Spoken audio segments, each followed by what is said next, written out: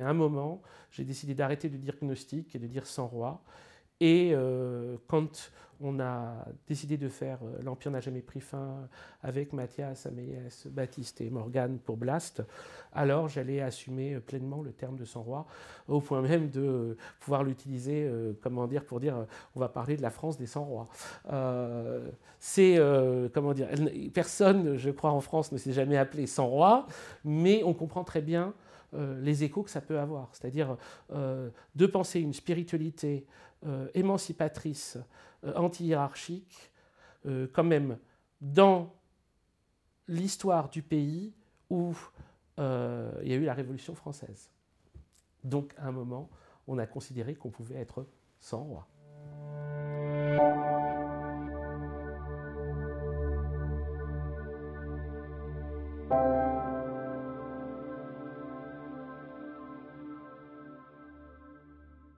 Bonjour Paco Thielman.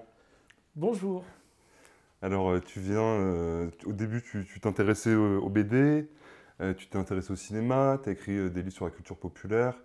On te connaît de manière massive, je pense aussi avec les problèmes de Blast, donc Infernet et L'Empire n'a jamais pris fin. Alors là peut-être plus pour commencer une question sur autour de L'Empire n'a jamais pris fin, où tu commences à chaque fois les épisodes en disant je ne suis pas historien. Je suis exégète. Voilà, exégète. Alors, c'est peut-être pas parce que ça, tu l'as déjà fait, je pense, à de nombreuses reprises, y compris dans chaque épisode de L'Empire n'a jamais pris fin, Oui. d'expliquer un peu la différence entre les deux. Oui. Mais ma question, c'est plutôt qu'est-ce que ça représente pour toi, au-delà de historien exégète, qu'est-ce que ça représente pour toi le fait de travailler sur des objets du passé dans un peu le rapport, c'est une question hyper large, mais dans le rapport que ça peut entretenir avec le présent. Ouais. Chaque chose que j'ai fait dans ma vie en a amené à une autre. C'est en général les gens qui commencent leur réponse comme ça, on sait qu'il va y avoir un tunnel, je vais essayer de ne pas le faire. Mais disons quoi, j'ai commencé à vraiment me poser des questions sur les séquences historiques tardivement. C'est-à-dire que c'est de travailler sur, mettons, travailler sur les Beatles m'a amené à me poser des questions sur Charles Manson, donc sur des faits divers ou des choses comme ça. Et puis m'amener à travailler sur des poètes m'a amené à des questions sur l'histoire. J'y suis arrivé par la poésie. C'est peut-être un peu bizarre, mais typiquement, c'était une séquence d'un texte de Nerval qui s'appelle Angélique, qui est au début des Filles du Feu, qui a été une forme de déclencheur. Je dis ça aujourd'hui a posteriori, c'est sans doute reconstruit. La mémoire reconstruit beaucoup. Mais dedans, c'est un moment où Nerval part en balade avec un paysan, il arrive devant une ruine, il est à Chalice, près de Montmorency. Et en fait, il est sur les traces de Rousseau. Il veut aller voir le tombeau de Rousseau. Tombeau où Rousseau n'est pas, puisque ses cendres ont été transférées au Panthéon, mais qui est dans le jardin, aujourd'hui jardin Jean-Jacques Rousseau, à Ermenonville. Et en fait, il arrive devant une ruine, et le paysan lui dit « Ça, c'était le château de la belle Gabrielle. Tous les soirs, Rousseau venait lui jouer des airs à la guitare. Elle était profondément amoureuse de lui, et c'est pour ça que le roi le mit à mort. » Et Nerval, comment dire, est conscient de l'anachronisme. Il y a 200 ans qui séparent Gabrielle d'Estrées, maîtresse, je ne sais pas si on appelait ça déjà des favorites, mais enfin, maîtresse préférée d'Henri IV, au point qu'il a voulu l'épouser, et Jean-Jacques Rousseau, il y a 200 ans. Mais Nerval comprend. Et il dit bientôt ce sera une légende, les légendes ont la vie dure, je ne sais plus comment il formule ça, mais il dit comme le peuple l'aime, il pense que Rousseau a été mis à mort par le roi, etc. Et il dit il y a de la logique là-dedans, c'est-à-dire que Rousseau, en refusant la pension du roi, lorsqu'il a présenté son opéra Le Devin de village, a détruit tout l'édifice. Et donc l'espèce de rencontre entre des figures historiques, l'action d'un poète qui est comme une action magique quasiment, qui anticipe le moment de la fin de la royauté, par le refus de la pension du roi. L'idée que le refus de la pension du roi a été, comment dire, le signe avant-coureur de la fin de la monarchie et la rencontre de ces éléments-là. Et typiquement, une scène comme celle-là de Nerval, je me suis dit, oh là là, il faut que je sache un peu qui est Gabriel d'Estrées, qui est Henri IV, les circonstances dans lesquelles Rousseau a refusé la pension du roi et tout ça. Et ça s'est reproduit encore et encore, Rimbaud par rapport à la Commune, etc. etc. Et donc, progressivement, à mesure que j'écrivais dans mes essais des choses qui étaient liées à ou des chanteurs, des chanteurs pop ou des films ou des séries télévisées ou des poètes, le désir de vouloir aller explorer des séquences historiques était de plus en plus grand. Et comme s'il y avait plusieurs manières de les aborder et des manières qui soient, comment dire, de l'ordre de l'interprétation poétique ou de la relation entre ce qui est poétique et politique.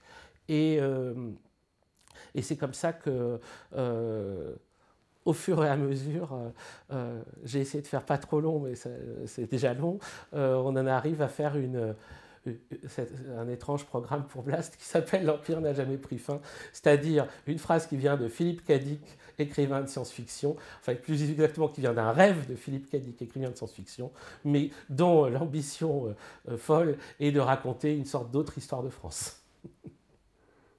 Alors ça se passe comment, un peu la réception de ces vidéos d'exégète par, on va dire, le champ historique, à la fois la réception et la manière dont ça se fait?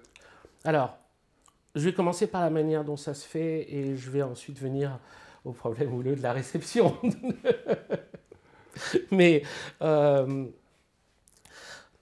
fondamentalement, le point de départ de cette série-là, c'était Infernet était terminé et Mathias c'est à la fois le directeur des programmes de Blast, Mathias Enthoven, et le co-réalisateur de L'Empire n'a jamais pris fin avec Ameyes Aitoufela.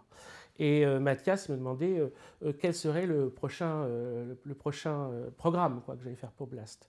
Et j'avais écrit un livre qui était un livre de balades dans Paris, Paris des profondeurs, mais où il y avait d'ailleurs beaucoup de séquences historiques. Et il pensait au départ on pourrait faire une adaptation de Paris des profondeurs. Enfin, on pourrait refaire Laurent Deutsch de gauche, quoi. Ce qui était une possibilité. Mais je n'avais pas envie de refaire la même chose. Et il se trouvait que j'avais lu récemment, comme ça pour moi, en fait, les choses viennent souvent de façon intuitive, mais avec un décalage.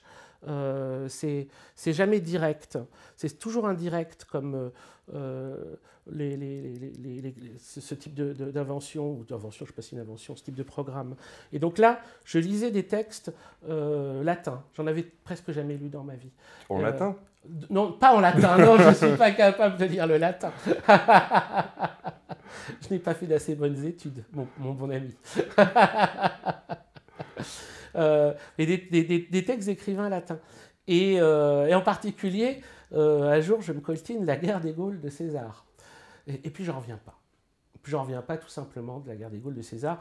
Premier truc qui me choque, c'est à quel point c'est un ouvrage rébarbatif et chiant, alors que c'est supposé être un chef-d'œuvre. Je me dis, mais c'est pas possible. On a Ovide, ou on a, dans un genre plus gaulerie,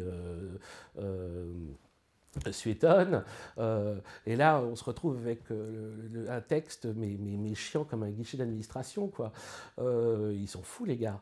Pourquoi ils admirent ça autant? Et puis surtout, je voyais la mise en place comment dire, la colonisation de la Gaule, quoi, et le système d'excuses qui était en place.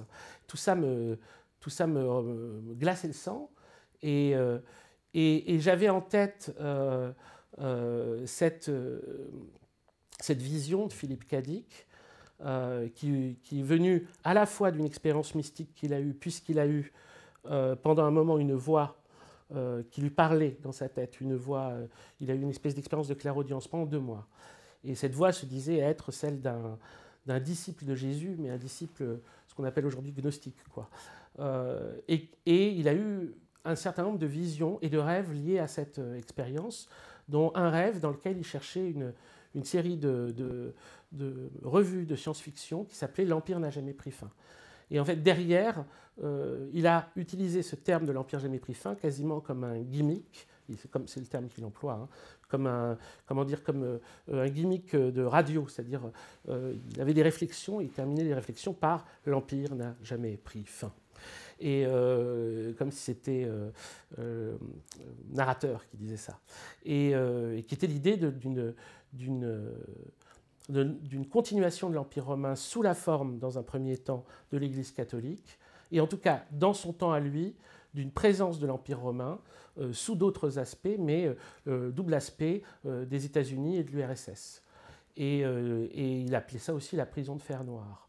Et donc cette vision de Dick, la lecture de César, la lecture aussi de la philosophe Simone Weil, je me suis dit, il y a un truc à faire par rapport à ça, qui serait à la fois l'exploration de l'histoire de France, mais sous le prisme à la fois d'une vision spirituelle non chrétienne, mais des 100 rois, donc une vision parallèle de la parole de Jésus, et émancipateur, révolutionnaire. C'est-à-dire, comment on pourrait le lire vraiment autrement. Et donc, la mise en place s'est faite comme ça. Et donc, quand je prépare un épisode aujourd'hui, j'ai plus ou moins l'idée du plan de l'année, mais pas plus. Donc là, je sais mon plan de l'année. L'année dernière, je savais que ça commençait à César, que ça allait jusqu'à Jeanne d'Arc. Et pendant, au fil des lectures, je me dis, ah, c'est ça que je veux traiter, c'est ça que j'ai envie de traiter. Et donc, je rentre dedans, et c'est des lectures, mais surtout, ce que j'aime le plus, c'est les miettes du biscuit.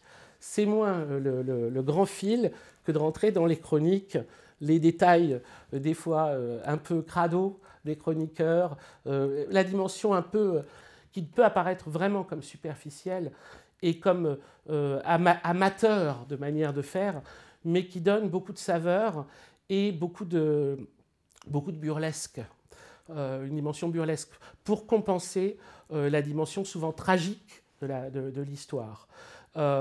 Et comme après on va dire, j'ai mes propres a priori.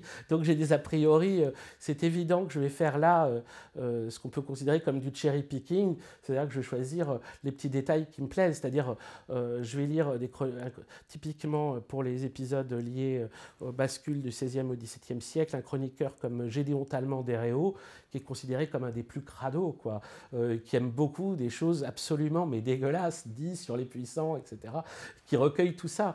Alors, comment dire, des biographes qui vont être plutôt dans l'éloge des grands hommes, foutent ça à la poubelle, sans discussion. Et puis les historiens un peu qualifiés s'y intéressent pas parce que c'est pas de leur registre. Mais moi, ça fait partie de ma composition. Donc je compose avec des éléments comme ça. J'aime beaucoup les convoquer. Je le fais avec un esprit probablement plus ludique que si j'avais toute ma vie vécue dedans. Et évidemment, forcément, moins professionnel, quoi. Mais j'essaye de le faire avec le plus de rigueur. Ça, c'est des choses que, comment dire, je sourcille pas là-dessus. Le plus de rigueur, le plus d'honnêteté vis-à-vis de ceci. Et ensuite, c'est revu par un jeune historien qui s'appelle Raphaël Carbone, qui s'y est proposé. Moi, s'il y avait d'autres gens qui s'y étaient proposés, j'en aurais peut-être plusieurs qui le verraient, quoi. Une invitation, là. Mais vraiment, mais pourquoi pas? Puis en plus, il ne peut pas tout faire, Raphaël. Là, en plus, on va sortir de la période dont il est spécialiste. Mais il devrait m'amener d'autres gens. Mais c'est là où c'est sans doute un peu ingrat comme rôle, c'est-à-dire que je ne leur propose pas d'écrire le sujet, etc., puis je mettrai en forme pour faire le présentateur. Je ne suis pas présentateur. Moi, mon truc, c'est d'écrire, c'est de rédiger. Donc, je lui donne quelque chose d'assez rédigé, puis il me dit attends, là, tu ne peux pas oublier ce truc-là, ou tu vas un peu vite, ou ça, c'est quand même assez discuté, et donc je le suis, parce que là-dessus, il a toute autorité. Mais il ne va pas m'empêcher de faire mon truc, c'est sûr. Voilà. Alors au niveau de la réception, évidemment, d'un point de vue, comment dire, il y a eu beaucoup d'historiens, ou en tout cas de gens qui se présentent comme tels. J'ai pas non plus je vais pas enquêter sur ceci, je les crois, qui ont pu s'en plaindre, avec différents types d'arguments. Moi, celui auquel j'aurais été le plus sensible, c'est si ça avait été des choses factuellement fausses.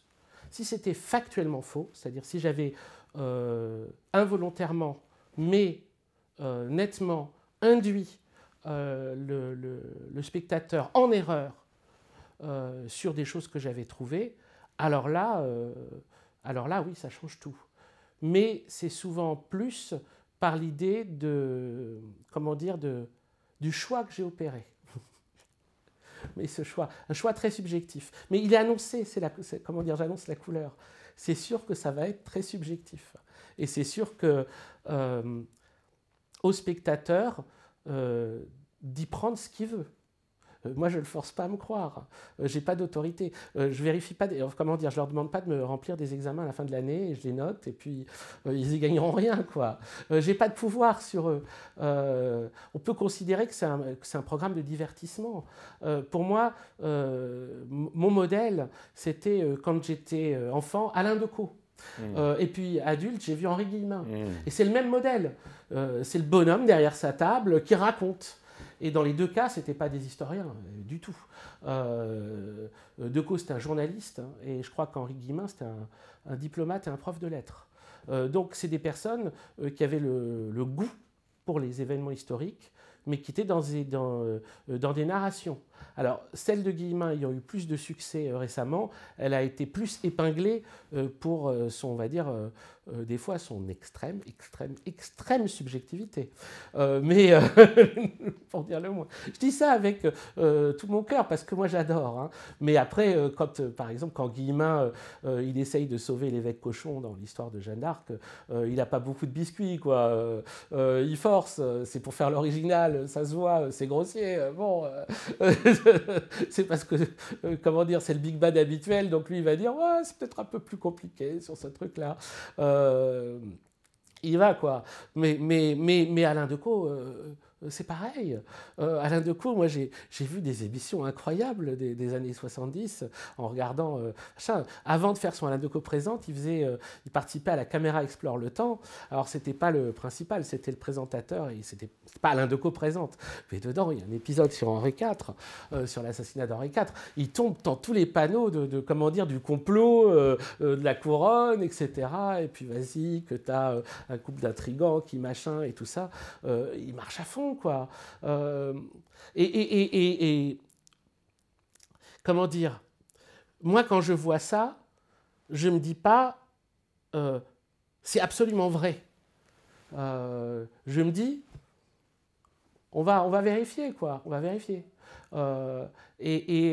Pour avoir vu beaucoup de Alain Decaux présente et de Henri Guillemin, je ne sais pas si on dit Henri Guillemin présente, mais enfin bon, l'équivalent par Guillemin, ça m'a aussi rendu curieux de plein de petites choses. C'est une manière d'éveiller, c'est une manière de donner envie, c'est une manière aussi de faire valoir le prisme de la subjectivité sur une objectivité, une dite objectivité qui est souvent en fait une affaire de pouvoir et qui donne le roman national, quoi. Qui donne au fond le roman national qui est vraiment le truc dont on sort pas. Si ça peut, comment dire, moi tout ce que je cherche, c'est des des petites, comme si on était dans une prison mentale, et des petits trucs pour gratter un peu, pour aider à gratter un peu. Mais je ne demande pas qu'on me la casse tout de suite, parce que sinon, à mon avis, c'est pour entrer dans une autre prison. On prend un petit morceau et à chacun de construire son chemin dans le labyrinthe, quoi. Parce que on n'a pas, comment dire, on se confronte pas aux mêmes choses. Tu disais que ton planning, tu le connaissais un peu à l'avance. Oui. Alors c'est une question un peu anecdotique, mais dans le générique, on voit tout un tas de Oui. figures. Là, tu parlais de César. Oui.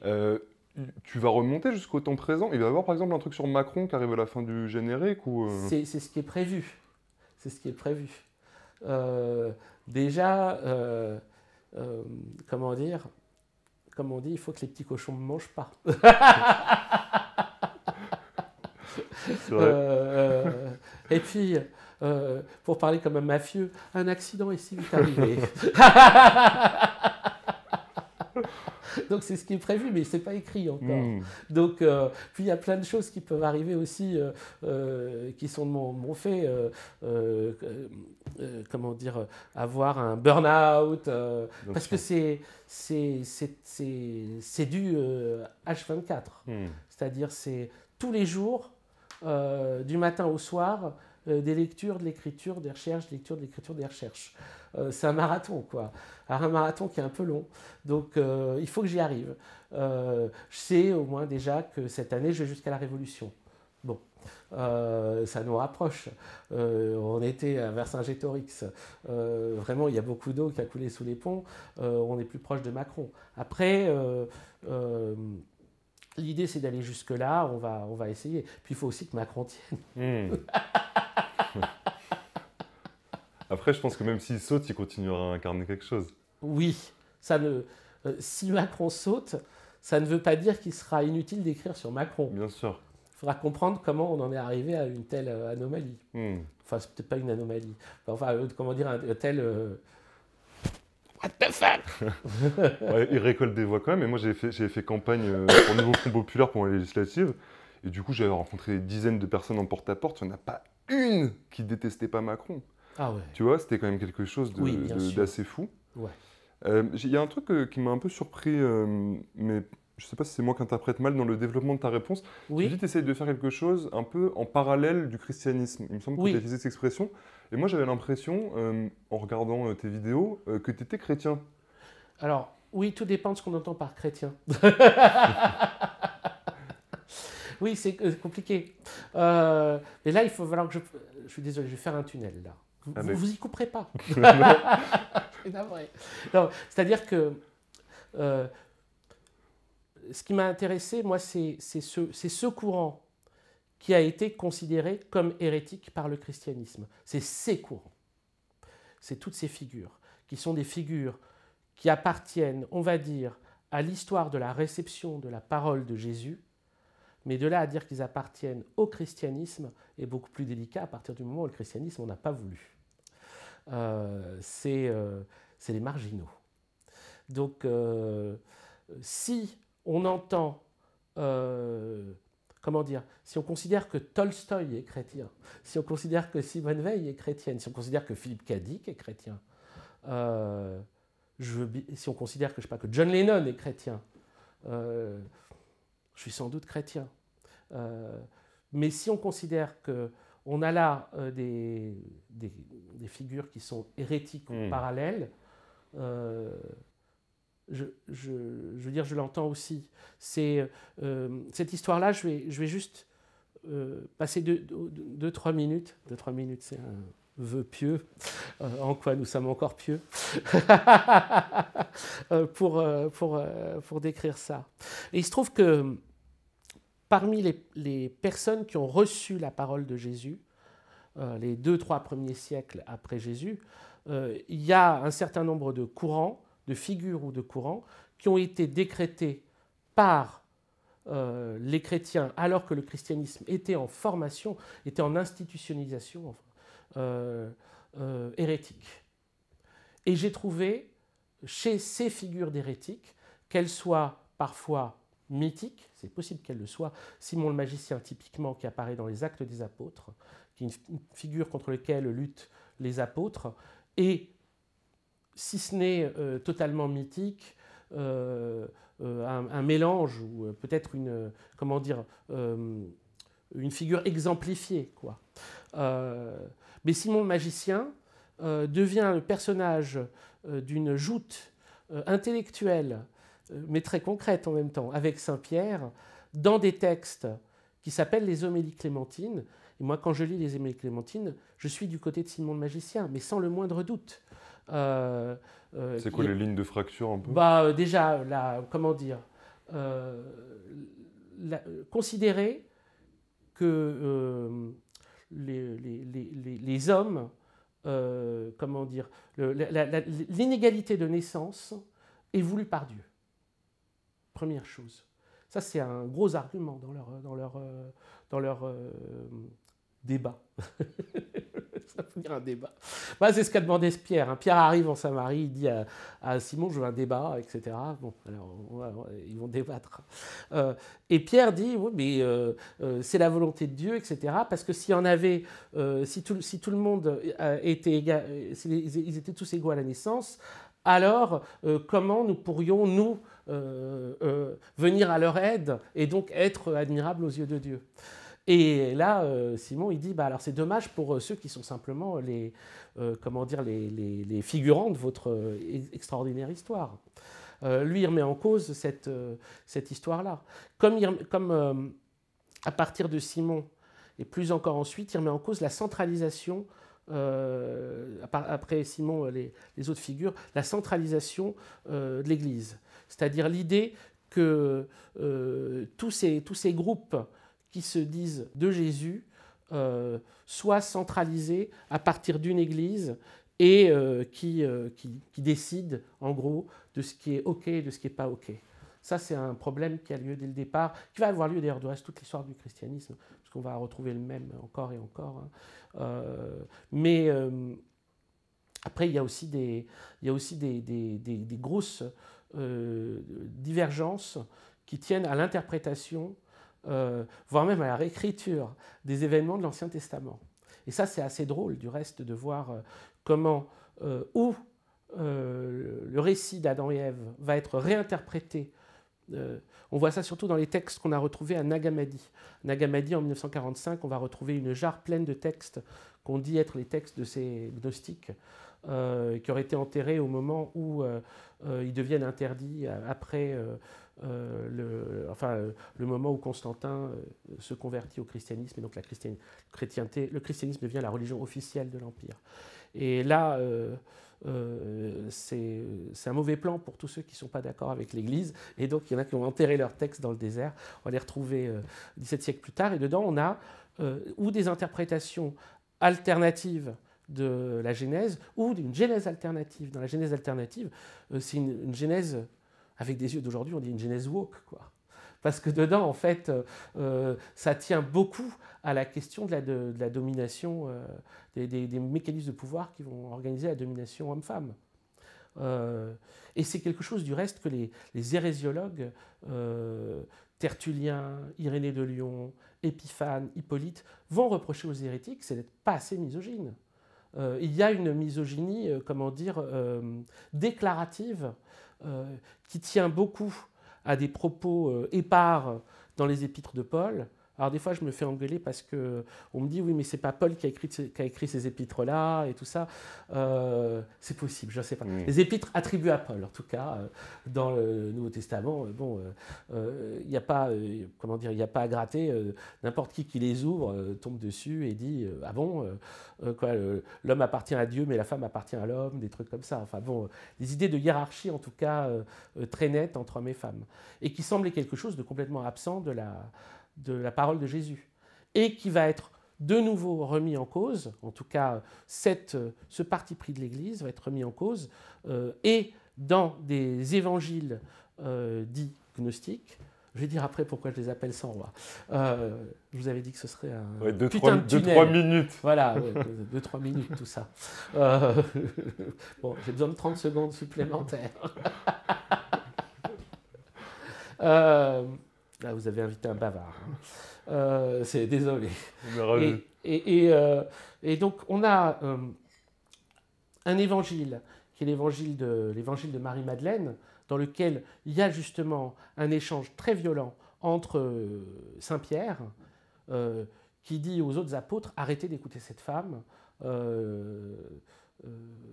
qu'est-ce qu'on en a à foutre en gros de ce que dit une femme. Et le type qui loge les apôtres, et qu'on voit déjà dans les évangiles canoniques, un mec qui s'appelle Lévi. C'est pas grand-chose de Lévi, mais en général, les apôtres qui se retrouvent chez un certain Lévi. Je sais pas si ça se trouve c'était un bar, mais moi j'ai plutôt l'impression que c'est la maison de quelqu'un, donc dans lequel il se retrouve pour parler un peu tranquille. Et Lévi qui dit Pierre, mais comment est-ce que tu peux parler comme ça? Tu sais très bien que Jésus refuse qu'on s'abaisse à ce genre de propos, quoi. Et donc on voit bien qu'il y a un courant typiquement là anti-misogyne.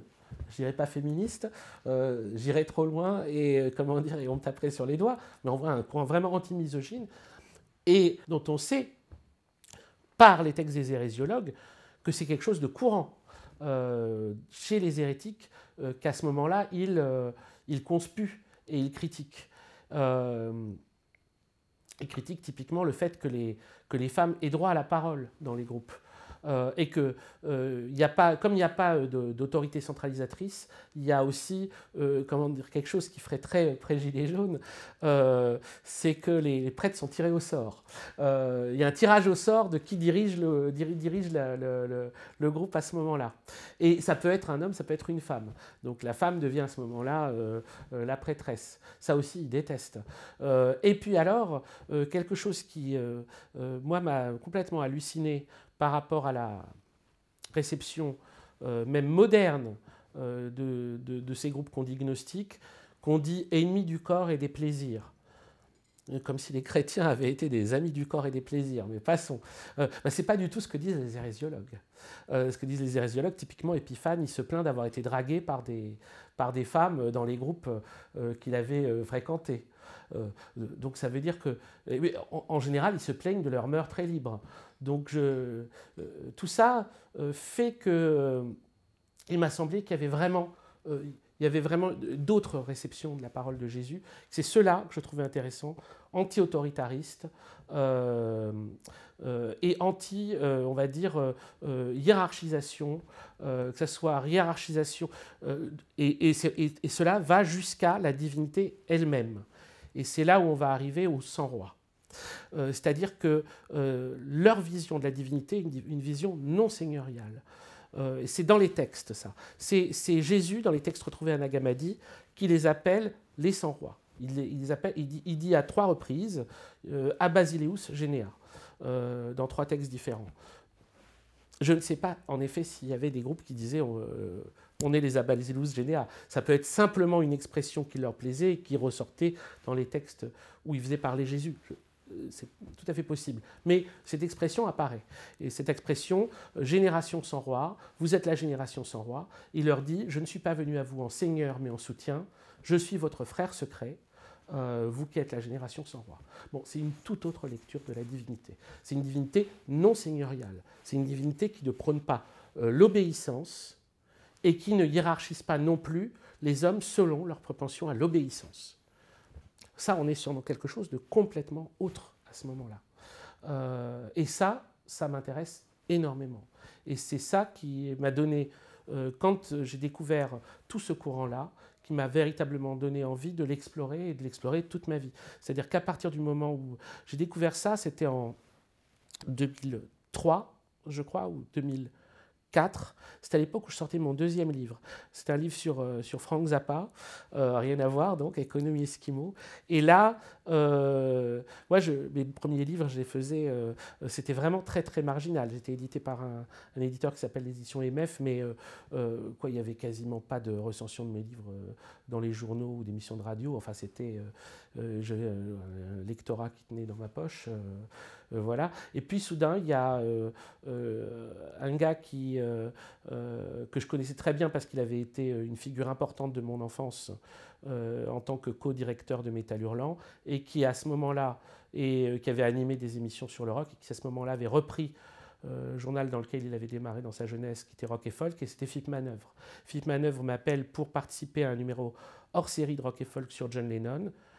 Et parce que ça, pour moi, ça faisait tic-tac-touc, Métal Hurlant, Philippe Cadic, John Lennon, je lui disais, je vais faire quelque chose sur Philippe Cadic et John Lennon. Je savais que Dick avait eu certaines de ses visions qui lui avaient indiqué des événements importants dans sa vie en écoutant Strawberry Fields Forever. Je savais aussi que Lennon l'avait appelé, il voulait adapter le dieu qui venait du Centaure. Donc il y avait eu quelques connexions. Ce que je ne savais pas à l'époque, c'est qu'en fait, j'allais retrouver dans des interviews ou dans des textes de Dick et de Lennon, des références aux gnostiques et une affiliation aux gnostiques, ce qu'on appelait les gnostiques. Ça m'a amené sur cette recherche qui a pris de multiples formes, et à un moment, j'ai décidé d'arrêter de dire gnostique et de dire sans roi. Et quand on a décidé de faire L'Empire n'a jamais pris fin avec Mathias, Améliès, Baptiste et Morgane pour Blast, alors j'allais assumer pleinement le terme de sang roi, au point même de pouvoir l'utiliser pour dire on va parler de la France des 100 rois. Personne, je crois, en France ne s'est jamais appelé 100 rois, mais on comprend très bien les échos que ça peut avoir. C'est-à-dire de penser une spiritualité émancipatrice, anti-hiérarchique, quand même dans l'histoire du pays où il y a eu la Révolution française. Donc, à un moment, on a considéré qu'on pouvait être sans roi. Oui, c'était un slogan d'ailleurs pour la manif des retraites. Louis XVI, on l'a décapité, Macron va recommencer. On entendait, hein. Tout à fait. Et les gens qui gueulaient ça, c'était pas que les Black Blocs. Ouais, ça avait un peu pris, tu vois. Mais bien sûr, comme on a pu voir dans les Gilets jaunes, de nouveau, un grand intérêt pour l'histoire de la Révolution et même l'histoire de la Commune. Tout ça a ressurgi. C'est une... comment dire, c'est une histoire qui reste à faire puisqu'on est, on est dedans. Et que c'est difficile d'arriver à comprendre comment toutes ces choses-là sont venues à véritablement reprendre forme. Moi, j'ai été très surpris et émerveillé même, hein, lorsqu'il y a quelques années, j'écrivais donc le livre sur Paris, Paris des profondeurs, qui, sur pas mal de points, est comme un espèce de pilote ou de numéro 0 de l'Empire n'a jamais pris fin. Et je me baladais, je me suis baladé abondamment dans Paris. C'était juste post-Covid, et donc j'avais eu une fin de me balader dans Paris, et donc j'ai pas cessé de me balader dans Paris encore et encore. C'était encore à l'époque où il y avait un masque, donc je me baladais masqué dans Paris. C'est pas la meilleure manière. On étouffe vite, quoi, mais bon, il faut marcher lentement. Et donc du coup, on voit plein de choses. Et à Ménilmontant, je voyais toutes ces affiches qui célébraient les femmes de la Commune. Et dans tout Paris, je voyais les pochoirs de Rimbaud et de Louise Michel. Et je me suis dit, cette histoire, elle est très, très vive. Elle est comment dire, si, d'un point de vue d'éditocrate, il s'agit toujours de la minimiser, d'un point de vue des citoyennes, on pourrait dire, elle est largement d'actualité. Je vais prendre un peu d'eau dans le verre Spider-Man. Tu me disais avant l'entretien que Nietzsche avait été un peu un amour de jeunesse. Oui. Du coup, oui, moi, oui. ma question un peu autour du christianisme, mais aussi pour peut-être vraiment directement lié au temps présent, parce que là, c'est intéressant quand tu mets cette profondeur par rapport au patriarcat, par rapport à quelque chose de profondément inégalitaire qu'il peut y avoir dedans, versus un discours plus émancipateur de Jésus. On sait que lui, Nietzsche, c'était pas un ami du christianisme, peu importe la forme. Je pense que c'est aussi quelqu'un qui était dénué d'amour pour les hommes, pour les humains. Alors les femmes, un peu plus spécifiquement encore, mais ma question, c'est le fait que moi, ce qui m'a intéressé aussi chez Nietzsche, dans ce qu'il raconte sur le christianisme, c'est la manière dont ça imprègne. Oui. Donc ça continue à imprégner, y compris des gens complètement à leur insu, qui sont athées, et que du coup, ma question est la suivante, c'est que nous, on est une chaîne de gauche, les gens qui regardent notre chaîne, c'est des gens de gauche. De manière un peu tendancielle, tu penses que le christianisme, aujourd'hui, y compris à gauche, il continue à nous imprégner comment ? C'est tellement vaste. Et évidemment, j'ai envie de faire plusieurs tunnels. Je suis navré. Pour ce qui est de Nietzsche, bien sûr, dans mes lectures de jeunesse, comment dire, il y a le moment où j'ai commencé à écrire, c'est pendant la classe de terminale. Et c'était donc au moment où je faisais des dissertations de philosophie pour ma professeure de philosophie, Madame Pariante, qui est sans le moindre doute une des personnes qui a eu le plus grande influence dans ma vie. Je n'ai pas fait de philosophie, et même à l'époque, je ne lisais pas tellement de philosophie, je lisais plutôt des écrivains ou des poètes, mais la mise en forme elle-même des idées était quelque chose qui a commencé à me passionner pour sa dimension dramatique, c'est-à-dire pour sa forme et pour le caractère, comment dire, haletant qu'elle peut avoir. Dans ce sens-là, les deux philosophes qui, sur le moment, trois, parce que déjà j'avais commencé à lire un peu de Simone Weil, mais c'est devenu important beaucoup plus tard. Mais les deux les plus marquants, c'est Platon et Nietzsche. C'est les plus notoirement, en tout cas, metteurs en forme, metteurs en scène de leurs idées. Et chez Nietzsche, d'une façon beaucoup plus, comment dire, vive pour ce qu'aujourd'hui les jeunes appelleraient un jeune doomer de 17 ans.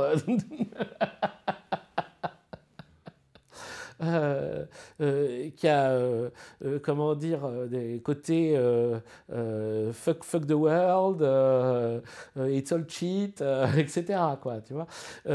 Quand tu peux avoir une mentalité un peu comme ça, ou très très moqueuse, agressivement moqueuse, ça prend très vite. Ça prend très vite, tout à fait indépendamment de ce qui peut ensuite, après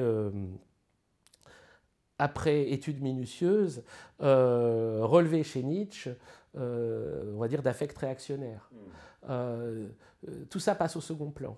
Et ensuite, alors qu'on devient jeune adulte, moi j'ai eu 20 ans, c'est l'année où sont morts, si je ne dis pas de bêtises, à la fois Guy Debord et Gilles Deleuze, 95. En tout cas par là. Je ne sais plus sur des dates. Mais enfin, moi j'ai vraiment l'impression que Deleuze et Debord sont morts à peu près à ce moment-là. Et donc, et ils ont été très médiatisés autour de leur mort. C'est-à-dire que Debord, je connaissais déjà par mes parents, mes parents 68ards, qui portaient très haut la Société du spectacle. Mais Deleuze, à ce moment-là, il y a l'abécédaire qui passe à la télévision, on tombe là-dessus, et là aussi je suis saisi par une parole. Et soudain, ça a l'air cool de réfléchir. Et ça a l'air cool de commenter des choses. Alors qu'à ce moment-là, c'est pas clair pour moi. J'ai plutôt envie de faire romancier ou un truc comme ça. En tout cas, j'ai envie d'écrire. J'ai aussi envie de faire des images. Je fais une école de cinéma, je fais une formation de montage. Mais les deux éléments sont pas clairs. Et Deleuze rend très vif, on va dire, la possibilité du Nietzsche de gauche, quoi. Il n'y a pas de doute. C'est même ce qu'on lui a reproché. C'est même ce qu'on a reproché à Deleuze, d'avoir rendu trop cool Nietzsche, d'avoir décidé de ne pas prendre en compte le Nietzsche qui déteste la commune, qui déteste Rousseau et Robespierre, etc. etc. D'avoir vu avant tout ce qu'il y avait parce que ce qu'il y avait de sensible au devenir, à sa propre étrangeté, à l'étranger en soi-même, chez Nietzsche, et presque à la, à la supériorité de la métamorphose sur ce qui pourrait être stable, le côté anticonservateur fondamentalement de l'expérience humaine telle que la voit Nietzsche, et qu'il va projeter jusque dans la métaphysique elle-même, avec ce concept extrêmement complexe d'éternel retour. dont Deleuze, en tout cas, essayera absolument de contrer l'analyse heideggerienne d'éternel retour du même pour montrer un éternel retour de l'autre. Et donc toute cette dimension-là, la dimension du devenir, mais des philosophes en parleraient mieux. Je ne suis pas philosophe, je suis exégète. Vraiment, non mais vraiment. Et puis en plus, c'est des vieilles lectures, mais elles m'ont beaucoup imprégné. Et en effet, le côté anti-chrétien de Nietzsche, à ce moment-là, m'a beaucoup, beaucoup marqué. C'est-à-dire que c'est très difficile de revenir à une lecture chrétienne orthodoxe ou conventionnelle après Nietzsche et après avoir réfléchi avec Nietzsche à ce que c'est qu'un prêtre et quels sont les affects du prêtre et quel est le pouvoir du prêtre. Qu'est-ce que c'est que le pouvoir pastoral? Et chez Nietzsche, l'idée qu'il ne veut pas être un sage, qu'il veut être plutôt un clown qu'un sage. Ce truc qui est lancé à la face du monde dans Ecce Homo, le côté histrionique de Nietzsche, toute cette passe de provocation et de provocation à une lecture, endiablée, qui refuse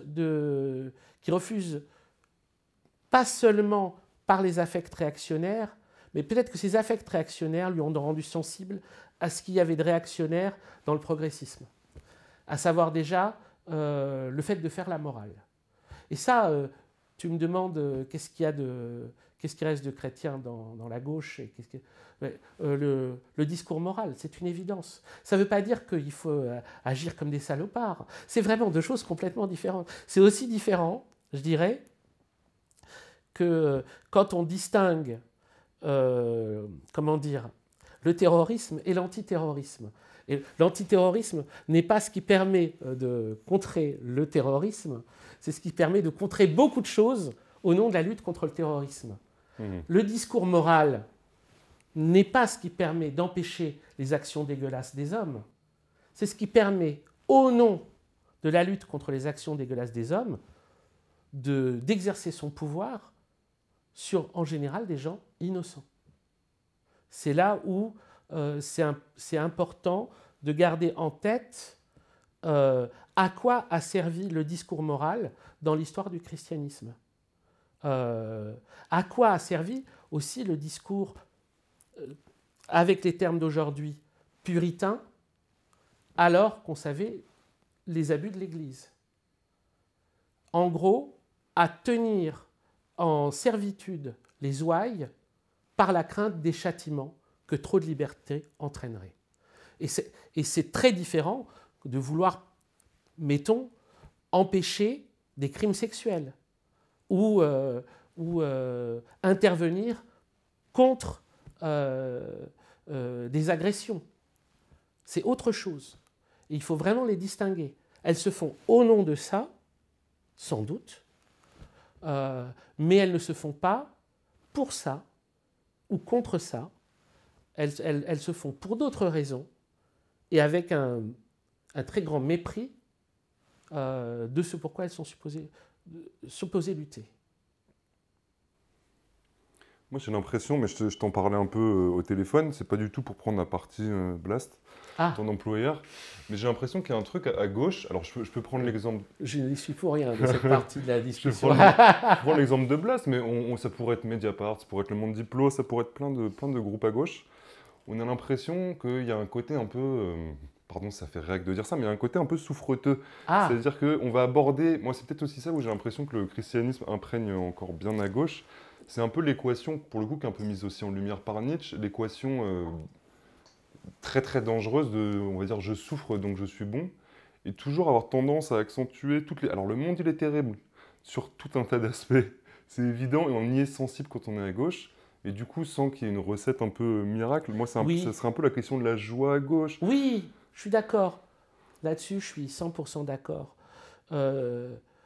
On ne s'émerveillera jamais assez d'être en vie, quoi. Il y a un live de Zappa, Just Another Bound from LA, dans lequel, à un moment au milieu d'un morceau, il commence à dire « It's fucking great to be alive ». It's fucking great to be alive. Il répète ça et il dit « Et s'il y a quelqu'un dans la salle qui ne pense pas que c'est putain de génial d'être en vie, il devrait quitter cette salle tout de suite parce que ce show va le foutre en l'air. Et ça, pour moi, mais quand j'entendais ça, quand j'étais adolescent, ça parlait à mon cœur à un point, parce que ça me remettait en cause aussi, parce que ça me remettait en cause mes propres affects de jeunes râleurs et de jeunes plaintifs.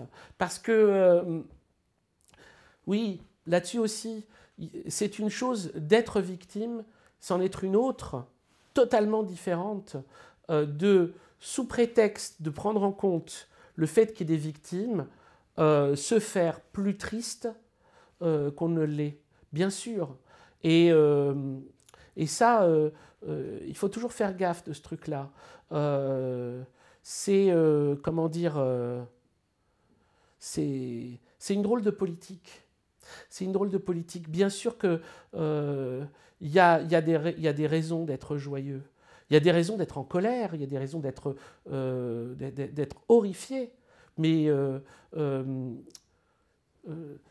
là, tu veux faire parler le Deleuzo, Nietzschéo, spinoziste, etc. C'est ajouter une tristesse à une tristesse, la déploration. C'est ajouter une tristesse à une tristesse. Et le côté Deleuzo, Spinozo, Nietzschéo, je sais pas quoi. C'est toi qui t'auto-qualifie. Hein. Non, mais c'est moi qui m'auto-parodie, qui me charrie, parce que j'ai toujours peur aussi de dire de dire des clichés. Et si vous n'êtes pas d'accord, dites-le en commentaire. Mais bien sûr, on t'apprend à te méfier de trop appuyer sur les affects de tristesse pour convaincre.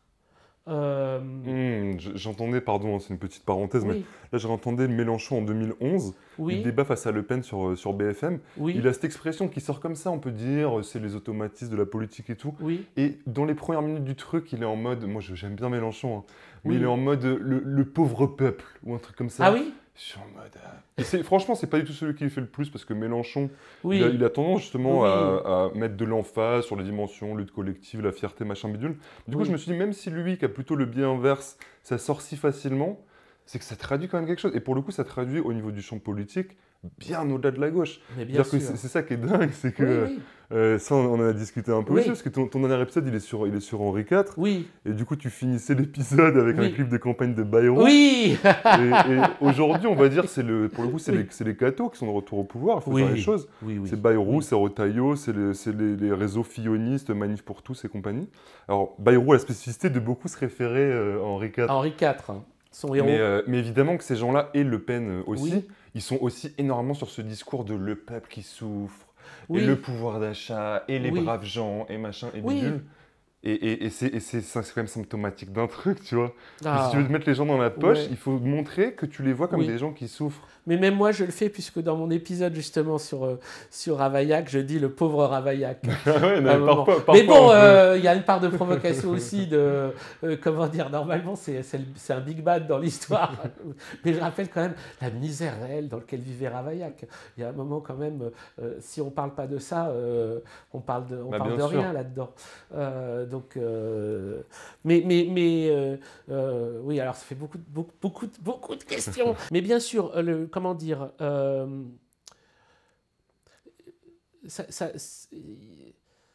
le risque de tout ça, c'est que ça devienne aussi un gimmick. Et si c'est un gimmick, ça veut dire que, enfin, comment dire, que ça révèle trop d'insincérité. Quand, mettons, un bourgeois, comme, je sais pas, Victor Hugo, quand il découvre la misère, mais vraiment il la découvre, évidemment il s'en remet pas, parce que c'est un monde à ce moment-là, qui lui saute à la gueule. Mais lorsque ça devient une ficelle rhétorique dans le cadre d'un débat, ou dans le cadre d'une, comment dire, surtout des politiques d'austérité, c'est quand même ça le paradoxe et le truc où ça... Pas un paradoxe là même, c'est au-delà, hein, c'est vraiment la dégueulasserie.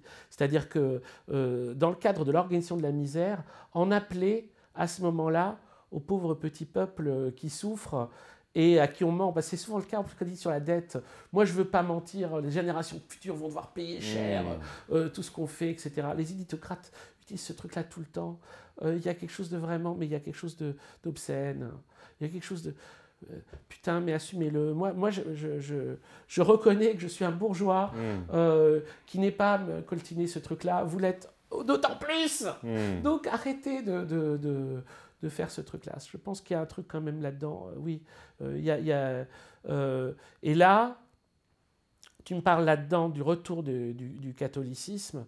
Bon, sous Macron, c'est une évidence. C'est-à-dire, si avant c'était un secret pas très bien gardé, sous Macron, mais Macron, ce qu'il avait anticipé, c'était la visite qu'il avait fait à Philippe de Villiers dans son espèce de parc d'attractions. Là, on voyait dit, je ne suis pas socialiste et tout. Voilà, oui, et c'est là où il avait dit je vais vous surprendre, je sais pas quoi, je ne suis pas de gauche, non, je sais pas quoi. Grosse surprise, je ne suis pas socialiste. Je ne suis pas grosse socialiste. Surprise. Oui, grosse surprise.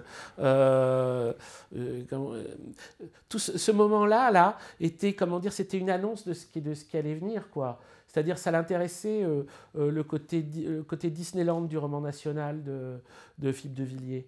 Et on est rentré dans une séquence politique où, pour pouvoir continuer à perpétrer ces politiques d'austérité, il va falloir les envelopper d'un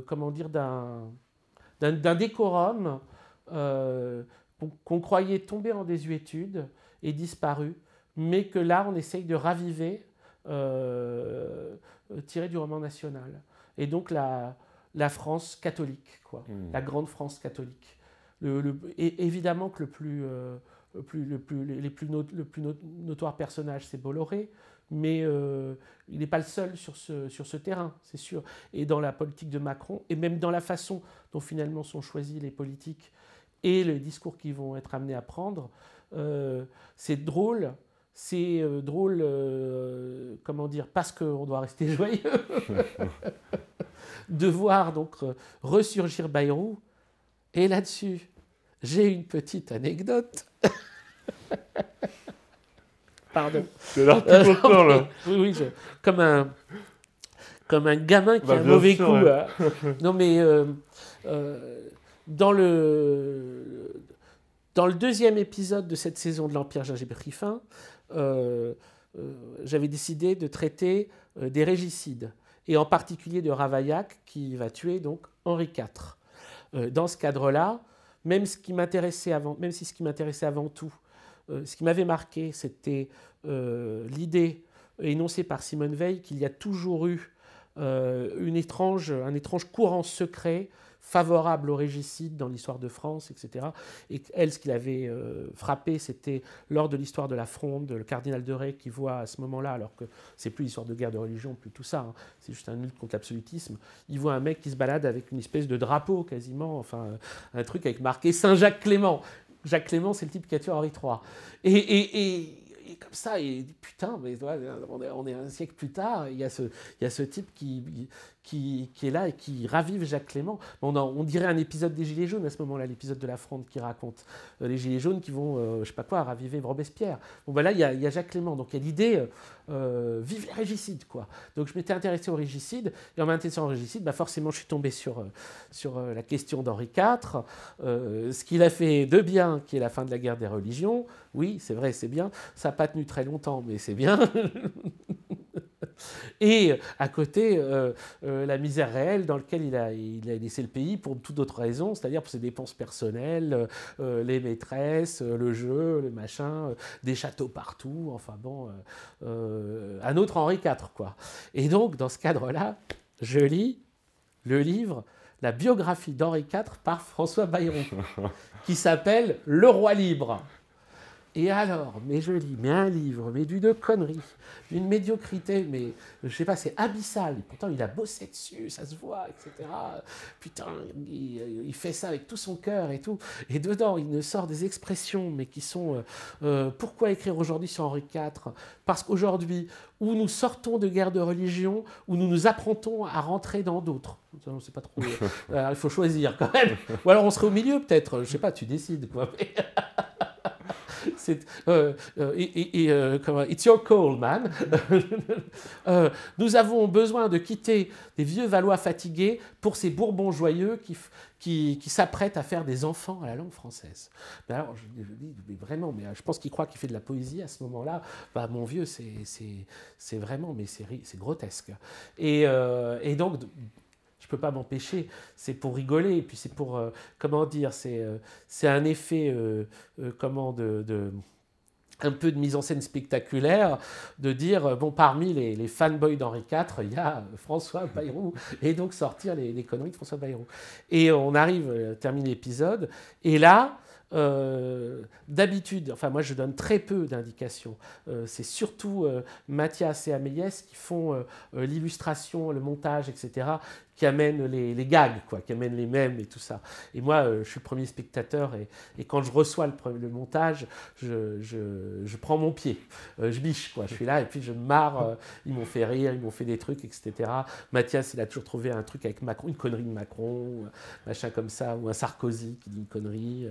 On va se marrer. Et moi, je leur donne une poignée, en général. Bon, c'est facile à trouver, hein. C'est ou Buffy, ou Twin Peaks, et là, Zappa. Mais voilà, j'en ai pas beaucoup. Et là, pour cet épisode, j'avais ce clip de campagne, c'est parce que je suis un vieux monsieur, d'où le surnom donné par la streameuse moufette de Vieux Man. Donc, je suis le Vieux Man. Donc, j'ai vécu la campagne de Bayrou, où il était le troisième homme derrière Sarkozy et Ségolène Royal. Et donc, son clip de campagne, qui était... je veux ton vote Bayrou, ton voix Bayrou, mon bulletin dans ton urne, ton vote Bayrou. Je veux François Bayrou, celui qui met l'homme au cœur de la France, je sais plus. De tout, peut-être de tout, je sais pas ça. Oui, au cœur de tout, l'homme au cœur de tout, François Bayrou. Et donc, il y avait ce clip qui, à l'époque, nous gondolait, nous pissait dessus, moi et mes copains. On n'en pouvait plus, quoi. Cette pauvre parodie de Cagero, là, mais c'était...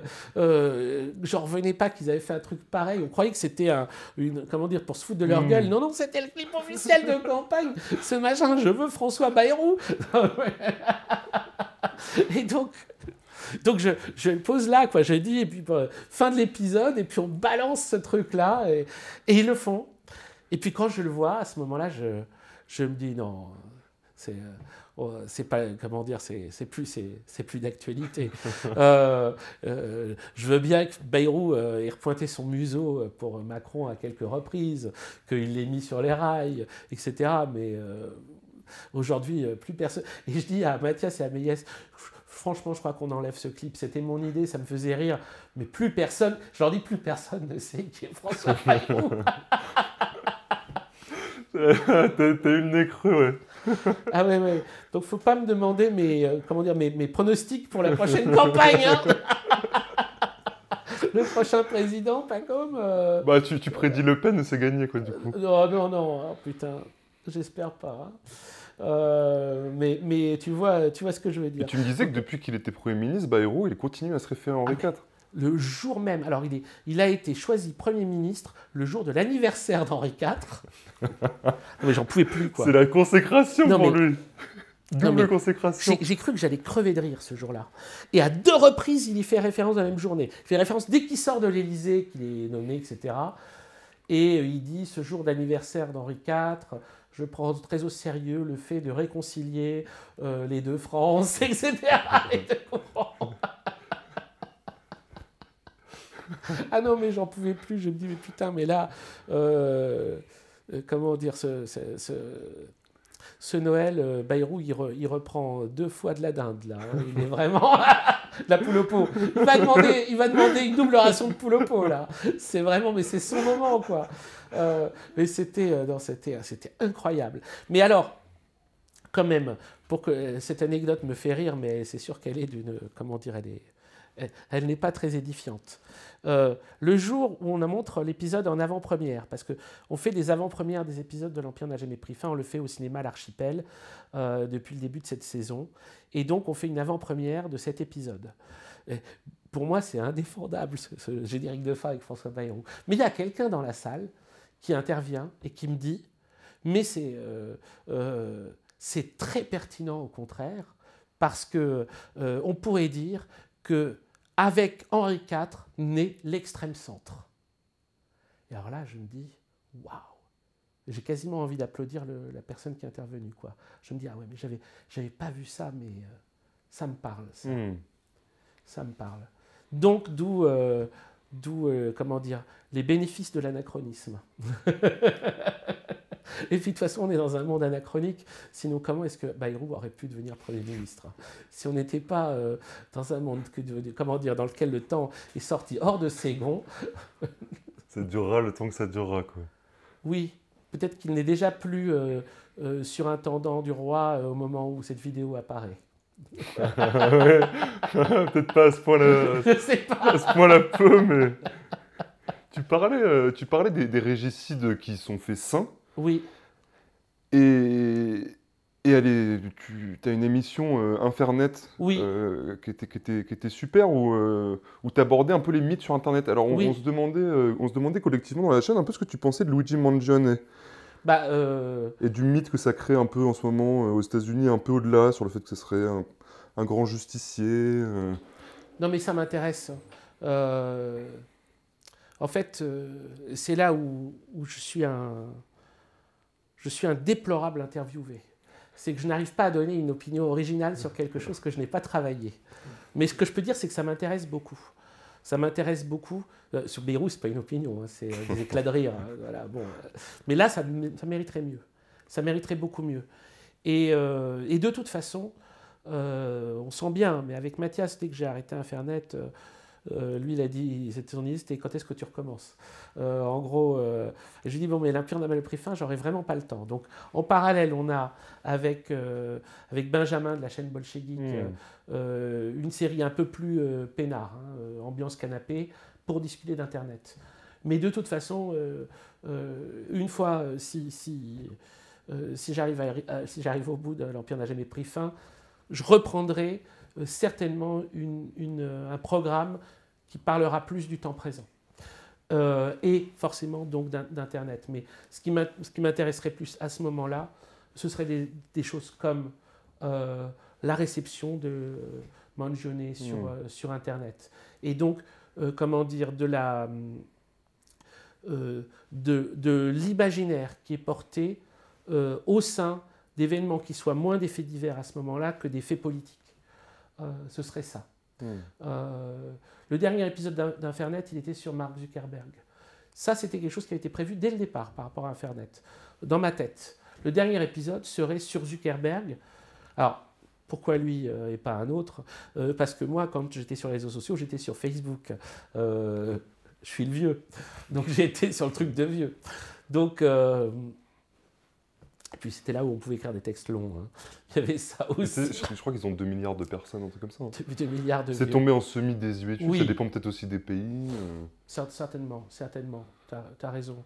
Je veux pas trop... Mais bon, j'ai bien vu qu'au moment où je faisais l'épisode, il se ringardisait à toute vitesse avec Meta et toutes ces conneries, son espèce de monde virtuel moche comme un pou, quoi. Alors, c'est pas sérieux, quoi. Enfin, moi, comment dire, c'est sûr que là, il était plus au top, mais Infernet ayant été avant tout fait pour des raisons aussi très personnelles en gros, qu'est-ce que les réseaux sociaux étaient sur le point de me faire devenir? Je ne voulais pas que ça se termine sur une figure purement de réseau social, mais en gros sur un des boss, quoi. Mais en faisant cet épisode-là, je me disais, j'avais plusieurs idées. Et l'idée, On pourrait faire les autres. On pourrait faire Musk. Ce serait un énorme boulot. Musk a beaucoup plus de documentation que Zuckerberg. Zuckerberg, j'ai pris un choix où, malgré tout, ça tenait dans la poche, la documentation. Puisque le mec, il a un côté quand même un peu... pas nobody, je sais pas, ça serait pas le terme, quoi, mais il n'est pas flamboyant.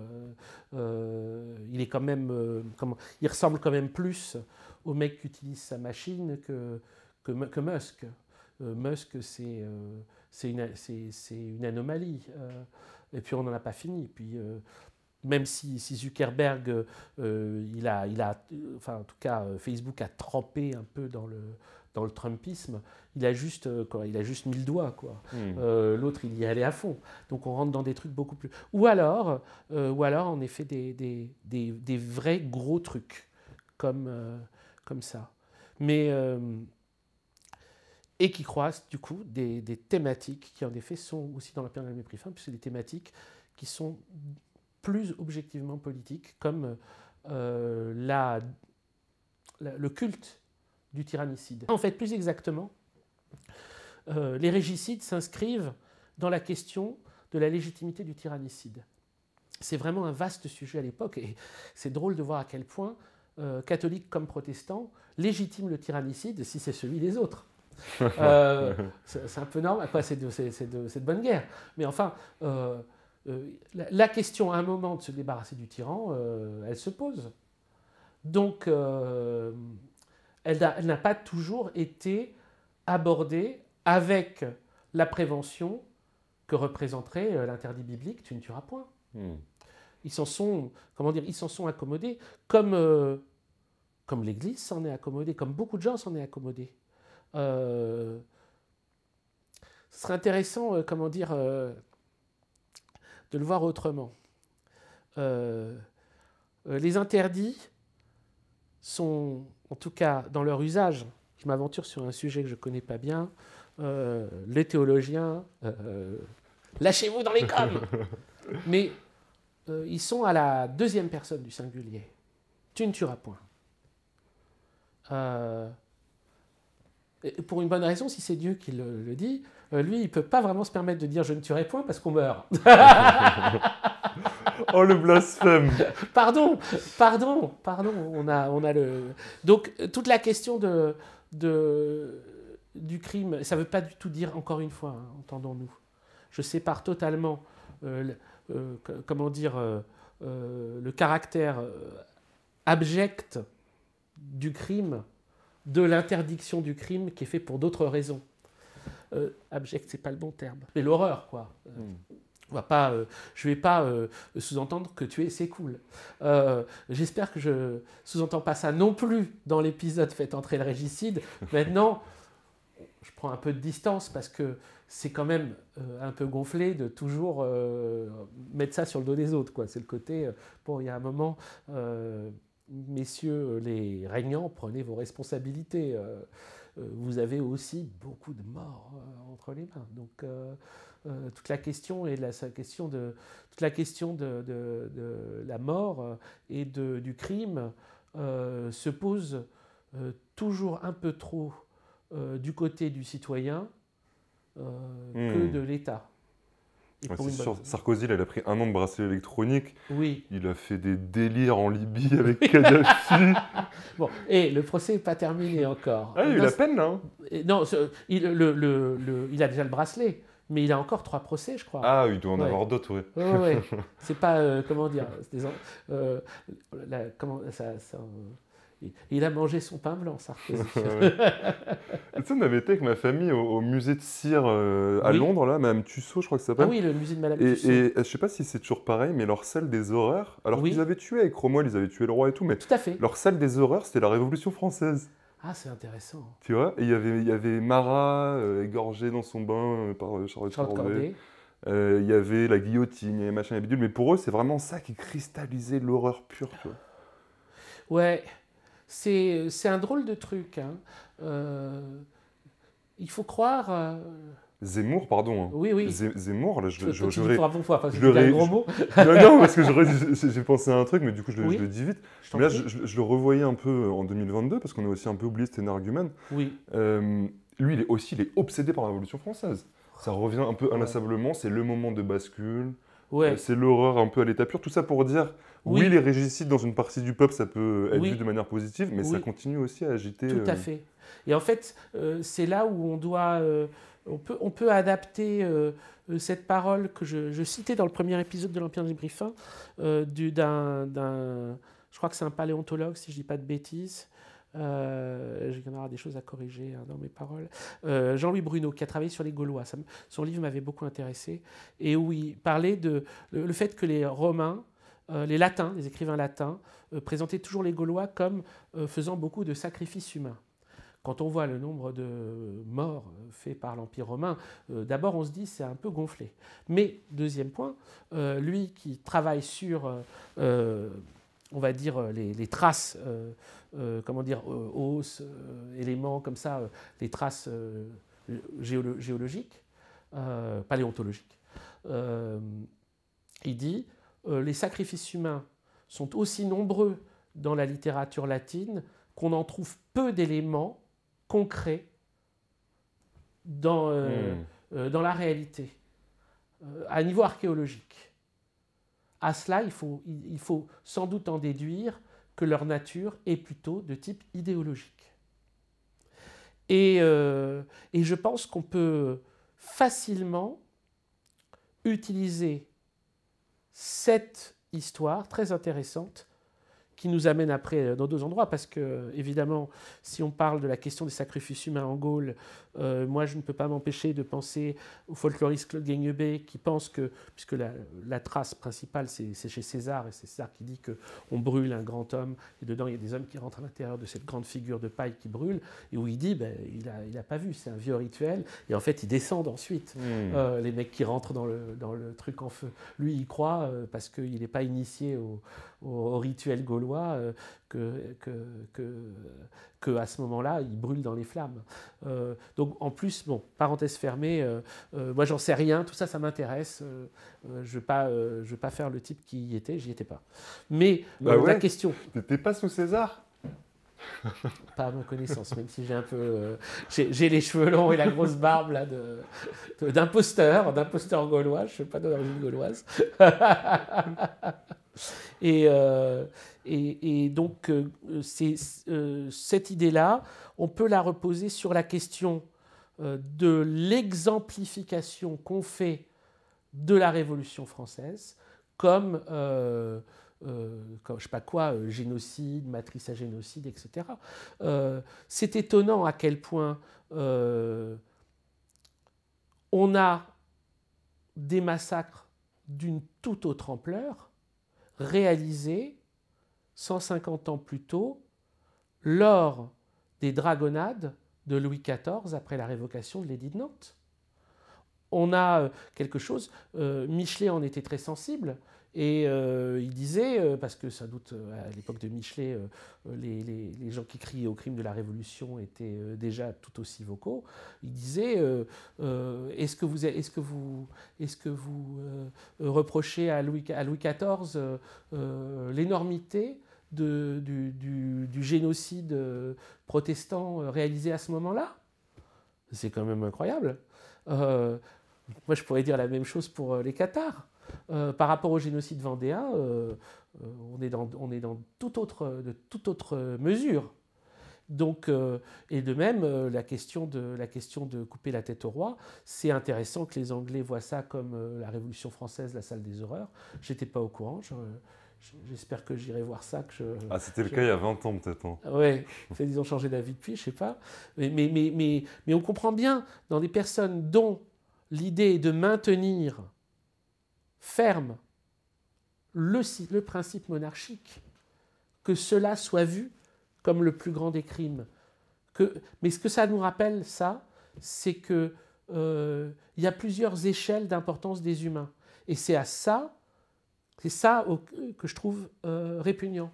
C'est-à-dire, je comprends tout à fait, surtout pour je sais pas quoi, sa famille, que la mort du roi puisse rendre triste certaines personnes.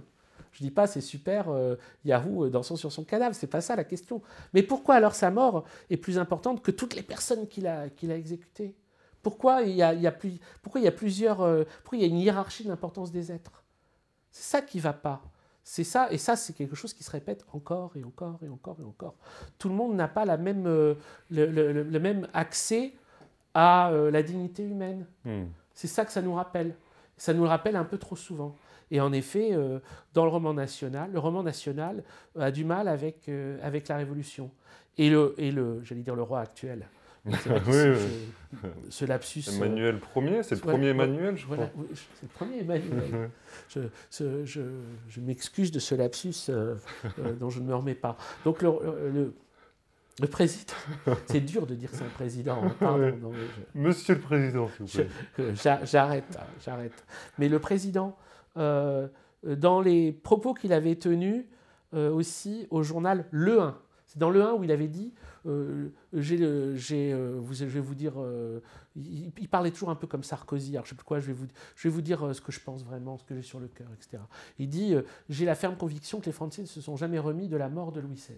Ah oui, putain. Oui. On a tué le roi. Puis je sais pas quoi il dit, on a tué le roi. Alors j'imagine c'est pas lui le on, enfin je sais pas, il voit un Français qui dit ça, on a tué le roi. Mais ça c'est un truc classique qui revient. Hein. Ouais. Depuis on imprime à l'autorité, on a tué le père, blablabla. Oui, c'est comment dire, faire cette lecture-là sous un angle psychanalytique, à mon avis, est complètement éclaté.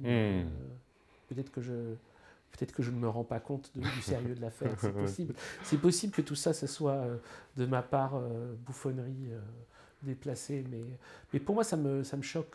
Enfin, je veux dire, ça me semble complètement... ils sont dingues, quoi. Vraiment, quand je vois ça, l'impression que j'ai, c'est que quand j'avais lu cette interview de Macron, je me suis dit, mais il est complètement jeté, ce mec. Il faut peut-être être un peu fou pour faire ces trucs-là, tu vois, peu importe le bord politique. Oui. Pour faire de la politique pour faire de la politique à ce niveau-là, je pense que... Mais même si tu ne l'es pas de base, c'était aussi ta pratique quotidienne, ça crée des types humains un peu particuliers. Tout à fait. D'où la phrase de Louise Michel, le pouvoir est maudit. C'est toute la question du pouvoir. Et la difficulté d'arriver à sortir de ça. C'est pour ça que ça semble absolument évident, que ce qui a été théorisé plus que mis en pratique à la Révolution, et ce qui a été ensuite continué et tenté lors de la Commune, avec des questions comme celui du mandat impératif révocable ou des choses comme ça, semblent des sorties d'une illusion millénaire. Illusion millénaire des vertus possibles de la démocratie représentative. Moi, je fais pas de politique. Alors, c'est sûr, j'en parle quand même un peu, mais je suis pas politologue et je suis pas commentateur politique, mais ça me semble évident que ces questions-là, elles doivent être posées et reposées encore. Ça, c'est uniquement par fréquentation de textes ou d'histoires que je me dis ça, mais et puis aussi par déduction. Le problème de l'incarnation du pouvoir, il est sans issue. Après, la pratique humaine, donc la répartition des tâches, doit pouvoir être pensée. Elle doit pouvoir être pensée indépendamment d'une hiérarchie des positions. Mais c'est sûr, on peut dire comment on arrive à être anarchiste ou anarchisant, même quand on a une équipe de tournage. Il y a bien quelqu'un qui dit « allez, tournez », etc. Oui, après, tout ça, ça se réfléchit point par point et endroit par endroit. Il y a plein de gens qui ont réfléchi, qui ont réussi à des choses intéressantes par rapport à ça.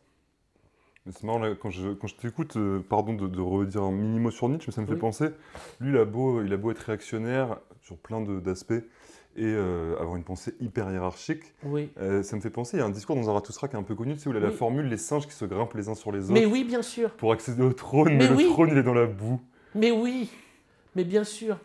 Oh, on en trouvera beaucoup aussi des remarques de Nietzsche d'une incroyable pertinence et violence sur les grands hommes. Et puis les grands hommes, j'ai l'impression d'avoir vu que le singe de son idéal. Oui, il est, sur bien des points, il est beaucoup plus révolutionnaire que Hegel. Mais ça dépend où on le cherche, quoi. Puis même sur les socialistes, moi ça m'avait un peu marqué parce que sans doute que j'aurais eu un peu des opinions politiques semblables et j'aurais lu Nietzsche à l'époque où il a écrit ses livres, c'est-à-dire je fais partie des 20 personnes à avoir lu de son vivant. Je me serais dit, oh, c'est juste un réactionnaire qui rage, mais il dit, regardez ces socialistes qui font que crier à bas l'État, vous allez voir que ça va être les plus fascinés, obsédés, et ils n'utilisent pas le mot totalitaire, parce que ce serait un non-sens de le dire, toi. Mais quand tu relis ça à posteriori, tu dis, oula, on a quand même un truc à gauche. Mais oui. Un peu encore, je pense, à régler. Et puis il y a un autre truc que tu disais que ça m'a fait penser là, par rapport à la Révolution française et tout. Alors c'était une anecdote qu'on nous disait à la fac, je ne sais pas si elle est vraie, mais c'est que Kant, il faisait une balade quotidienne, et il n'a pas fait sa balade deux fois seulement dans sa vie, apparemment, dans sa vie adulte. La première fois, c'est quand Rousseau, il a sorti son discours sur l'origine de l'inégalité parmi les hommes, ça l'a trop troublé, il n'a pas pu la faire. Et la deuxième fois, c'est quand Louis XVI a été décapité. Ah, c'est intéressant. Donc je me dis, tu vois, il y a quand même vraiment des... Oui, et ça amplifie encore la connexion entre les deux événements.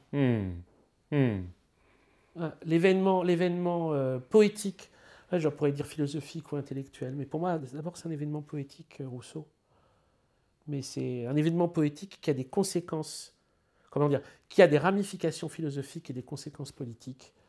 Et donc la fin d'un règne de domination. Alors, évidemment, derrière, on va dire... mais c'est là où c'était... pour moi, quand j'avais 20 ans, c'était libérateur de voir Deleuze qui disait tous ces types qui disent les révolutions tournent mal. Il disait on les a pas attendus pour être au courant, c'est bon. Mais que c'est une mauvaise manière de tout vouloir. De toute façon, à partir du moment où on regarde tous les événements à l'aune d'une conséquence directe ou indirecte, on peut tous les rabattre et les aplatir. Donc, si on regarde entièrement l'événement de la Révolution française à l'aune de Napoléon, on peut l'aplatir intégralement. C'est beaucoup d'autres choses. C'est beaucoup d'autres choses. Mais si tu regardes la décolonisation algérienne à l'aune de ce que fait le FLN depuis, à quel point c'est un parti bureaucratique pourri, c'est sûr que tu dis, putain, ils auraient dû ne pas le faire. En fait, évidemment, pas du tout. Évidemment, il y a toujours des salopards pour dire ça. Il y a toujours des salopards pour, à l'aune d'une conséquence possible d'un événement, cracher sur l'événement, alors que de toute manière, qu'est-ce qu'ils ont à proposer en échange? Le passé, le conditionnel, on aurait dû, il aurait fallu, on aurait pu, quelque chose qui... Mais tu peux faire confiance, et de toute façon tu le sais très bien, que toutes ces personnes-là, elles ont un rapport à l'histoire. Hein. Je veux dire positif aussi. Sauf qu'en fait, elles l'assument plus ou moins. Tout à fait, tu vois, là, au moins j'ai envie de dire, Bayrou, moi je le porte pas dans mon cœur, au moins il a le courage d'assumer Henri IV, tu vois. C'est pas anodin quand tu dis un Premier ministre alors qu'il y a une défiance monstrueuse envers les institutions. La personne dont tu te réfères, c'est un roi. C'est quand même, un peu ah oui, et puis il s'en réfère pas qu'un peu. C'est vraiment, c'est presque son comment dire, s'il devait dire, est-ce que j'ai eu des prédécesseurs dans l'histoire, je n'en ai eu qu'un. Vas-y, dernière question. Tu nous as parlé un peu de tes influences philosophiques, d'influences un peu diverses et variées. Moi, j'ai une question, c'est que si on se met un peu en dehors des thèmes que tu as ou que tu penses que tu vas aborder dans la série L'Empire n'a jamais pris fin, toi, c'est quoi les expériences politiques, évidemment qu'il faut après cadrer, les expériences politiques qui t'ont inspiré, qui t'ont nourri? Tu veux dire dans ma vie? Historique. Non, historique large. Avec un grand H. Oui. Dans ta vie, ça m'intéresse aussi, cela dit, maintenant que tu poses la question. Parce que j'ai pas grand-chose à raconter. Moi, j'ai eu 20 ans sous Jospin. Ça vend pas du rêve. Cela dit, moi je dis ça, nous, ça vend pas du rêve non plus. Hein. Non, mais... On est la génération un peu en dessous. Moi, depuis que je m'intéresse vaguement à la politique, c'était quoi? C'était enchaînement Chirac, Sarkozy, Hollande, Macron. Ouais. Bah écoute, moi je suis né sous Giscard. Ah Le ouais, rêve. c'est ça être vieux, être né sous Giscard, c'est ouf. Je suis né sous Giscard, oui, c'est ouf. Un homme politique qui s'est illustré ensuite en écrivant deux grotesques romans à connotation érotique. Peut-être qu'il se revendiquait d'Henri IV aussi dans sa tête, hein, ou de Louis XV, je ne sais pas. C'est vraiment, c'était une figure tout à fait grotesque également. Mais alors, non, mais alors plus authentiquement ou sérieusement, même si de toute façon, ça, je pense que c'est quelque chose, logiquement, il y aura un épisode là-dessus, et en travaillant dessus, je vais peut-être avoir d'autres outils d'interprétation, etc. Mais celui qui m'avait semblé le plus... comment dire, le plus formidable de notre histoire, c'est la Commune. Mais je ne suis pas original en disant ça. Mais il n'y a pas besoin d'être toujours original. Voilà, bon, alors sans originalité. Mais sinon, alors, et puis ma part à moi, c'est-à-dire, mais alors est-ce que ça fait partie de l'histoire de France? Ça fait partie comment dire, des peuples annexés par la France? Moi, j'ai pas demandé l'histoire de France. Hein. Ah oui, en général. Ouais, de manière large. C'est difficile après comment dire, de vouloir trop se projeter. Mais ceux que les chrétiens ont appelé Cathare et qui se sont appelés, eux, bons hommes ou bonnes femmes. Donc, en gros, ce qui s'est joué dans le sud-ouest pendant 2 siècles avant la conquête, comment dire, et l'extermination, moi, ça m'a bouleversé. Ça m'a bouleversé parce qu'en plus, s'y joue quelque chose qui est à la fois de type spirituel et de type politique. Et c'est là où, pour moi, il y a quelque chose qui circule. Et est-ce que c'est ça, l'horizon poétique ou utopique? Je ne sais pas. Mais lire dans les... alors je sais qu'il faut prendre tout ça avec soin. Les historiens, voilà mes doigts, vous tapez dessus avec la règle, il n'y a pas de problème. Je suis un amateur. Mais en lisant les comptes rendus des procès des inquisiteurs, donc en recoupant la parole à ce moment-là, qui est forcément évidemment transformée par la situation d'être sous le poids d'une inquisition. Mais du coup, ce qui en sort est quand même, ce qui peut en sortir de libre à ce moment-là est bouleversant. Mais alors l'idée donc de ces seigneuries où les seigneurs se sont mis à faire du travail manuel et grosso modo à vouloir se rapprocher des citoyens parce que c'était en gros la seule façon de vivre, la seule vraie façon de vivre. Donc il y a de l'inégalité. Évidemment, elle est donnée, elle est d'emblée, elle est de naissance à ce moment-là. Mais il y a des tentatives de diminuer cette inégalité par la pratique. Ces petits seigneurs qui font des travaux manuels, qui font de la nourriture, etc. Les lieux qui deviennent des lieux de discussion. Tout ça à l'aune de cette étrange spiritualité dont on ne sait pas comment elle a pu véritablement naître dans ce coin du pays, tant elle peut faire penser à celle des 100 rois, tant on peut trouver des ramifications avec les manichéens, etc. Et quelles que soient évidemment les nuances qu'il faut y apporter, moi, quand je les ai lus, la façon dont je les lisais, dont je m'y projetais, ça me faisait pleurer d'émotion. Ça me faisait absolument pleurer d'émotion. Et je comprenais à ce moment-là que la philosophe Simone Weil, elle aussi, a eu l'impression que là, il s'était joué quelque chose d'absolument essentiel. Si tôt ou si tard, enfin voilà, au milieu du Moyen-Âge, à un endroit où on nous dit « Oh là là, la morale elle était bien différente que celle de nos jours, etc. Il ne faut pas juger le passé avec les trucs d'aujourd'hui. » Les saloperies qu'on a ressorties aussi quand il y a eu les statuts, le truc de la statue de Colbert, où ils ont commencé à ressortir « Ah oui, mais juger le passé avec les yeux d'aujourd'hui, etc. » Simone Veil a ça, elle est imparable. Elle dit, je pense qu'ils ont toujours eu les mêmes notions. On a toujours eu la notion de ce qui était dégueulasse et de ce qui était bien, il n'y a pas de doute. Les gens, ils savaient. Et ils ont toujours aussi, à toutes les époques, aussi défendu des trucs dégueulasses parce que c'était dans leur intérêt.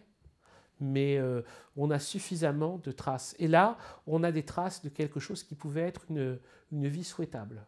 Une vie souhaitable. Donc, tout autant, quand j'essaye de réfléchir à l'histoire des bons hommes et des bonnes femmes, et leur, comment dire, avant la conquête et l'extermination, ce qui a pu être pendant 1 siècle, 2 siècles, une tentative de vie sur lequel on était de plein pied dans le partage. On était dans le partage et on était dans la tentative de diminuer l'injustice. On pensait le véritable danger venait du pouvoir. Et ça se retrouve dans leur étrange cosmologie. Parce que sous le feu des inquisiteurs, on leur demandait de raconter ce qui se disait entre eux sur Dieu, le diable, etc. Et ils disaient que les anges étaient tombés et donc la chute originelle, voilà, c'était pas lié à la recherche de l'indépendance, comme l'interprétation d'Augustin. Augustin, il voit Adam comme quelqu'un qui veut devenir indépendant. Alors là, c'est là le péché originel, l'indépendance. Non, là, c'était le pouvoir. Ils ont commencé à vouloir avoir du pouvoir les uns sur les autres. Et alors, ils sont tombés dans cet enfer dans lequel nous vivons. Pour moi, ça parle, ça résonne. Voilà, alors je te répondrai, ceux qu'on appelle les cathares, ce qu'on appelle la commune, que je n'ai pas encore abordé pleinement, mais que je compte bien aborder, et avec le regard de Rimbaud qui ne pouvait la rejoindre, et qui, dans les souvenirs de son ami Ernest Delahaye, à Charleville, écrit dans un petit cahier un projet de constitution communiste. C'est un cahier qu'on a perdu, mais c'est un pote à lui, pas du tout, d'extrême gauche, quoi, qui dit ça. Donc, peut-être qu'on le retrouvera un jour. En tout cas, idéalement, moi, ce que j'aimerais, c'est si on devait suivre, c'est Rimbaud. Je voudrais, mais on l'a pas. Mais le projet de constitution communiste de Rimbaud, c'est celui pour lequel on doit voter. On va gagner un jour peut-être. Voilà. En attendant. Rimbaud avec nous. C'est d'être heureux en attendant. Ouais. C'est déjà pas mal. Ouais. Merci pas comme tellement. Merci à vous, vraiment. Merci. C'était un plaisir.